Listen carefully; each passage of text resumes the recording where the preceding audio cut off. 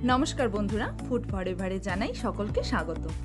आज चले एसेछि सम्पूर्ण घरोयाभावे तैरी चाउमिनेर रेसिपि निये। घरे थाका मात्र कयेकटी उपकरण दिये आज आमि चाउमिन तैरी करे देखाबो। एटा आपनारा सकाले ब्रेकफास्ट अथवा सन्ध्याबेला स्नैक्स हिसेबे तैरी करे फेलते पारेन। तो आसुन देखे नेওয়া যাক आमार चाउमिनेर रेसिपि। चाउमिन तैरी करार जोन्नो प्रथमे आमि चाउटा सिद्ध करे नेब। तार जोन्नो ओभेने बसिए दिएछि एकटा पात्र, तार मध्ये दिए दिচ্ছি 4 কাপ जल। ताते दिए दिচ্ছি 1 टीस्पुन নুন আর দিয়ে দেব 1 टीस्पुन রিফাইন্ড অয়েল। তেল দিলে চাউগুলো একটার সাথে আরেকটা লাগবে না। এবার জলটা খুব ভালো মতো আমি ফোটা অবধি অপেক্ষা করব। আমার এখানে জল ফুটে গেছে, এবার আমি এর মধ্যে চাউগুলো দিয়ে দেব। আপনারা যে কোনো কোম্পানির চাউ বাজার থেকে কিনে ব্যবহার করতে পারেন।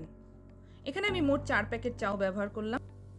এবার চাউটা সিদ্ধ হয়ে গেলে আমি এরকম একটা পাত্রে ঢেলে চাউয়ের জলটা ঝরিয়ে নেব। আপনাদের কাছে এরকম পাত্র আছে, আপনারা তাতেই জল ঝরিয়ে নিতে পারেন।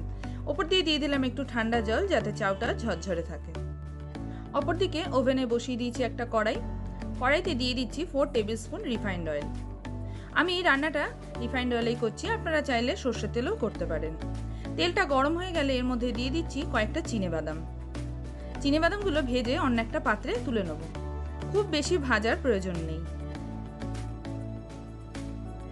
এবার ওই একই পাত্রে দিয়ে দেব লম্বা টুকরো করে কেটে রাখা আলু।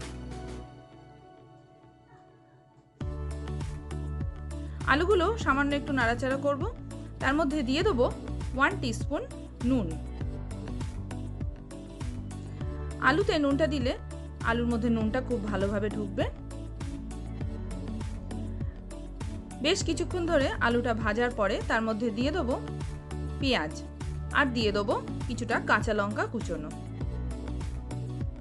এবার আলুর সাথে পেঁয়াজ আর লঙ্কাটাও খুব ভালো করে ভেজে নেব।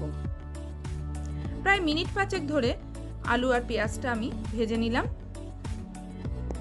তারপর আলু আর পেঁয়াজটা একটু সাইড করে এর মধ্যে দিয়ে দেব দুটো ডিম। এটা যদি আপনারা এইভাবে মিশাতে না চান, আপনারা চাইলে ডিমটা প্রথমে একটু ঝুড়ো করে ভেজে অন্য একটা পাত্রে তুলে রেখে দিতে পারেন, পরে এটা চাউমিনের মধ্যে মিশিয়ে দিতে পারেন। আবার চাইলে এইভাবেও করতে পারেন। আমরা ছোটবেলায় অনেকেই দেখতাম মা চাউমিন টিফিনের জন্য বানাচ্ছে, তখন আমরা দেখতাম মাও ঠিক এইভাবেই চাউমিনের মধ্যে ডিমটা দিচ্ছে। আমার ডিমটা খুব ভালো করে ভাজা হয়ে গেছে। এবার আমি এর মধ্যে দিয়ে দেবো সিদ্ধ করে রাখা চাউমিনটা। মনে রাখবেন একসাথে সব চাউমিন দিয়ে মেশাবেন না, অল্প অল্প চাউমিন দিয়ে ভালো করে আলু ডিমের সাথে মিশিয়ে নেবেন।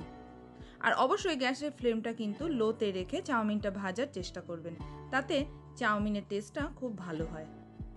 বেশি আজে চাউমিনটা একদমই ভাজবেন না, তাতে চাউটা খুব একটা ভালো লাগে না। আমার চাউমিনটা সম্পূর্ণ মেশানো হয়ে গেছে। এবার আমি এর মধ্যে দিয়ে দিচ্ছি 2 টিস্পুন মতো নুন।